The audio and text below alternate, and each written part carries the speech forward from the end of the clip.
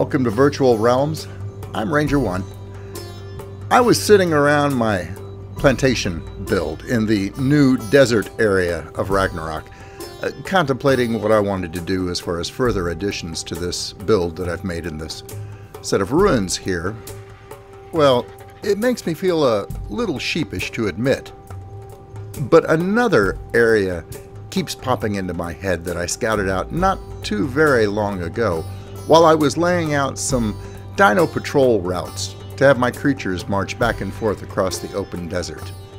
It's an area that I haven't really seen anyone do anything with yet in a video. It's kind of a lost oasis out in the deep desert. If you're interested, the coordinates are 73.7 latitude and 80.3 longitude.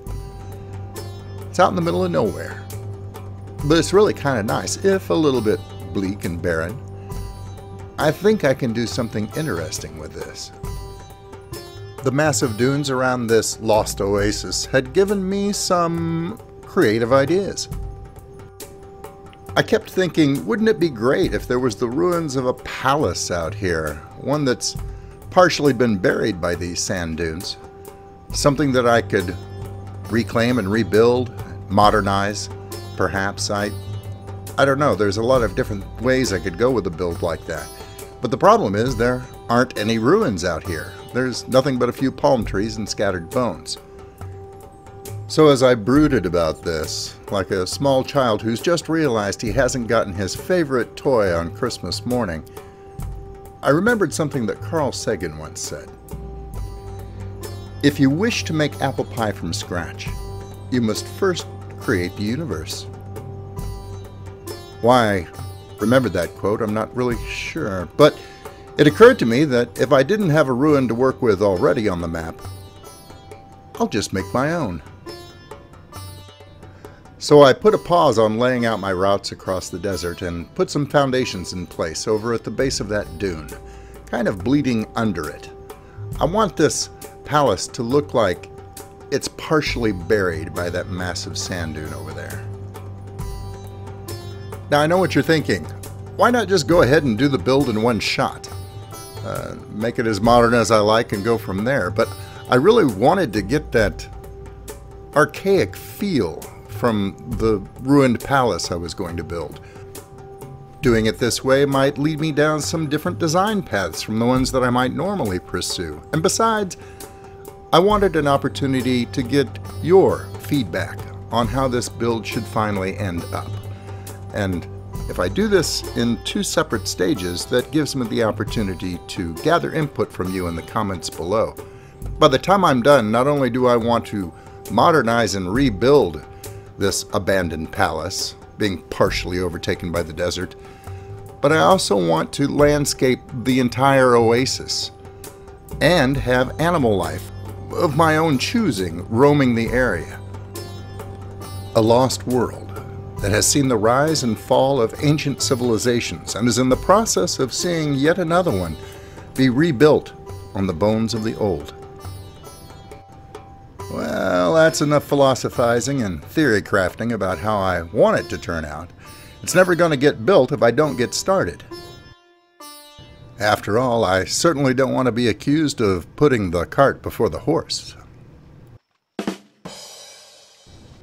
Oh, come on, don't look at me that way. You knew it was coming.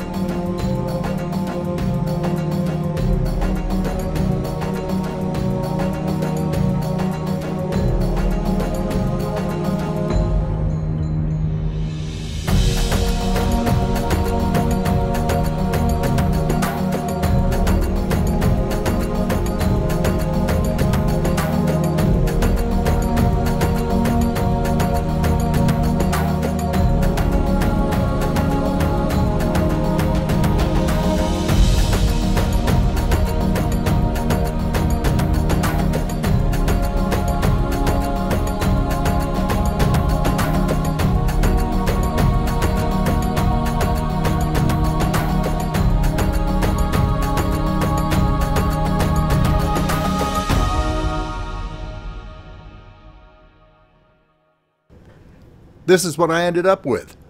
I wanted to keep it open and airy and built primarily out of sandstone. All the wooden pieces, except for the roof, because it's plated in tiles up there, sandstone tiles, I removed all the other wood because I figured that would have long since worn away. Just inside the outer walls, to keep things interesting, I built in a couple of long natural fish traps with what will eventually become a crab trap located in the center between them. Oh, and a couple of fire pits on either side of this main hall as well. The fish traps, well, right now they house a colony of aberrant coelacanths, as I want them to glow in the dark, and thanks to some judicious mod use, I've got them breeding in these traps already, providing a ready source of fish, eventually crabs, and fresh caviar. This is kind of an example of what I was talking about when I said I wanted to build ancient first, and then modernize after. I would probably have never thought of doing this had I gone for a straight-up one-session build. Hopefully those baby crabs will stay in their pen once it's completed, and they will stay at that size because I use the S+ mutator to freeze them at their current age. They won't get any bigger.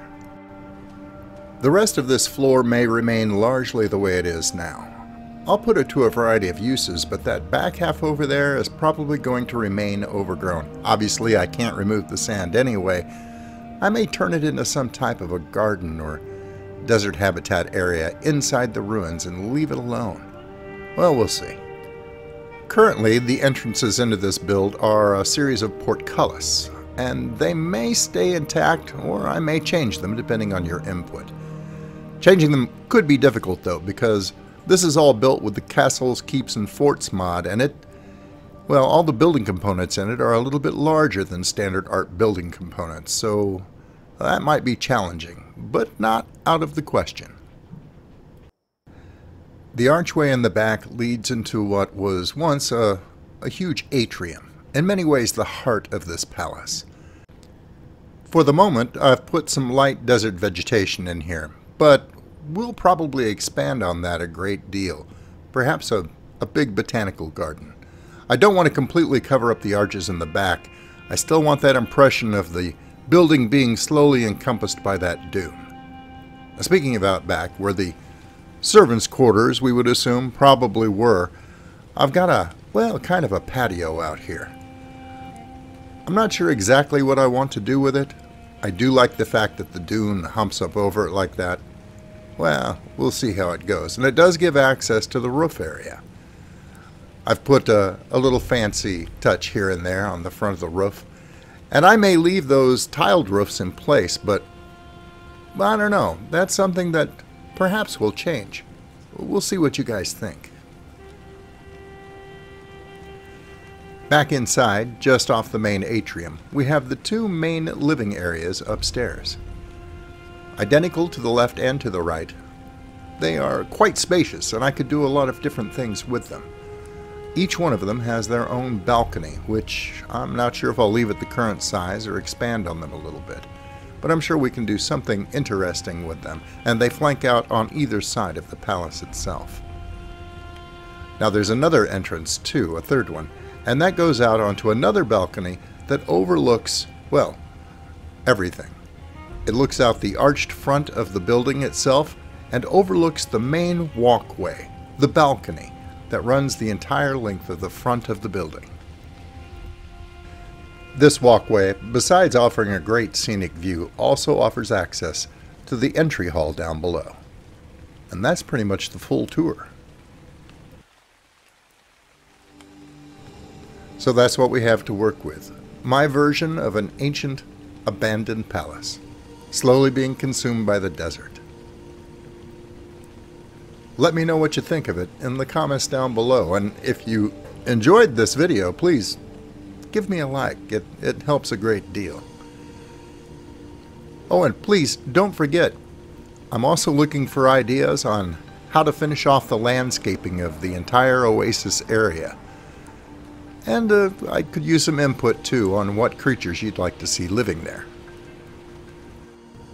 I'll take your ideas and I'll combine them with my own, and the finished product should be interesting indeed.